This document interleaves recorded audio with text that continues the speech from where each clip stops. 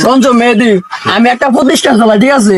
তো ওই প্রতিষ্ঠানে যত শিক্ষক আছে সবাই আমার কথা ওঠে বসে, যেভাবে চলাতে বলে ওইভাবে চলে, ঠিক আছে? স্কুলের ছেলে মেয়ে যেগুলো আছে, কিছু কিছু মানুষ হয়, কিছু কিছু আবার অমানুষ, কথা শোনে না।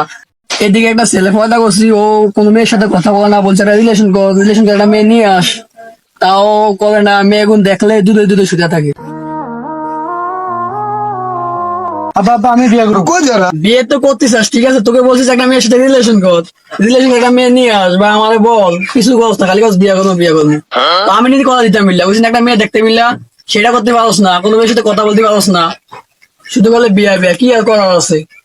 আমার একটা প্রতিষ্ঠান আছে, ওটা দেখি একটা মেয়ে ম্যানেজ করা যায় যায় কিনা। যা খাওয়া দাওয়া করিস ঠিক মতো, ঠিক আছে? দেখছিস মেয়েদি, শুধু ও দেখলে গেলে বিয়ের কথাই বলবো, ঠিক আছে? নিজেদের বলছিস একটা মেয়ে দেখতে মিললা, সেটাও করতে পারে না। অন কি করার আছে আমার আর? আমার প্রতিষ্ঠানটা আছে তো, ওখানে দেখিস একটা মেয়ে পাওয়া যায় কিনা ভালো, ঠিক আছে? ওখান থেকে একটা ম্যানেজ করে দিতে হবে আর কি, কপাল আমার। স্যার সত্যি কি বিয়ে করাইবেন? বিয়ে তো করতে হবে, কি আর করবো, আমারই তো ছেলে। আসসালামু আলাইকুম। ওয়ালাইকুম সালাম রহমতুল্লাহ। কি অবস্থা, কেমন আছো রহিম মিয়া? আলহামদুলিল্লাহ ভালো। আপনার কি অবস্থা স্যার? এই তো আলহামদুলিল্লাহ আছি ভালোই। আচ্ছা স্যার, আপনার স্কুলে বলে চাকরির জন্য নিয়োগ দিছেন? হ্যাঁ, নিয়োগ তো দিছি, আমার স্কুলে লাগবে একজন, তো তুমি কার জন্য নিবা? আমি আমার বউর জন্য নিবো, আমার বউ অনার্স ফার্স্ট। হ্যাঁ, চাকরি তো আছে, হবে, কিন্তু একটু সমস্যা আছে আর কি। কি সমস্যা স্যার? আরে শুনছেন না, 15 লাখ টাকা লাগবো। আর আমার বউ তো শিক্ষিত, আমি যোগ্যতা দিয়ে চাকরি দিব, কেন টাকা দিয়ে চাকরি কিনবো দিব? যোগ্যতা লয় যেদিকে চাকরি পাও ওইদিকে চাকরি লয়, ঠিক আছে? এখানে যোগ্যতা চলে না, মানি লাগে, মানি, বুঝছো? আইসে যত সব যোগ্যতা লয়।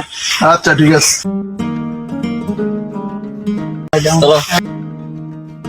আসসালামু আলাইকুম স্যার। ওয়ালাইকুম আসসালাম। কি অবস্থা, কেমন আছো রহিম মিয়া? এই তো আলহামদুলিল্লাহ ভালো। তো আমি শুনলাম আপনার স্কুলে নাকি নিয়োগ দেওয়া হয়েছে চাকরির। চাকরির নিয়োগ তো দিছি, ঠিক আছে, তো তুমি কার জন্য নিবা চাকরি? আমি তো আমার বউয়ের জন্য চাকরি নেব। তো তোমার বউ কই? বউ তো আমার পাশেই আছে। আসসালামু আলাইকুম। ওয়ালাইকুম আসসালাম। যাবো যাবো।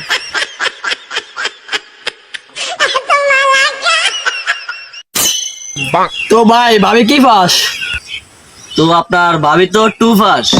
আরে ভাই স্যারকে দিতে হলে 15 লাখ টাকা লাগবে। আরে চুপ কর, চুপ, সব জায়গায়। আরে সমস্যা নাই, টাকাটা কোনো সমস্যা নাই, ঠিক আছে? চাকরি হয়ে যাবে, কোনো সমস্যা নাই। তারপর আগে ওটা আমি দিব। আরে সমস্যা না, ওটা নিয়ে ভাবতে হবে না। তো ঠিক আছে, যাই, হ্যাঁ। তো আচ্ছা স্যার, আজকের জন্য আসি।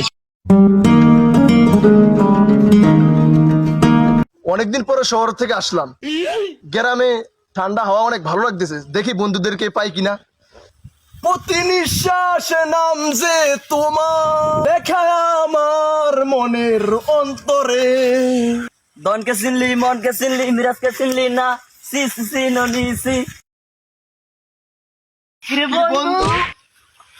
কিরে বন্ধু, ঢাকাতে না আসলি কবে? আরে বন্ধু, আমি তো আজকে আসছি। তুই আসছ কবে বন্ধু? আরে বন্ধু, আমি তো আজকে আসলাম ঢাকা থেকে। আমিও তো আজকে আসছি। আসসালামু আলাইকুম স্যার, কেমন আছেন? ওয়ালাইকুম সালাম রহমতুল্লাহ। তোমরা কারা?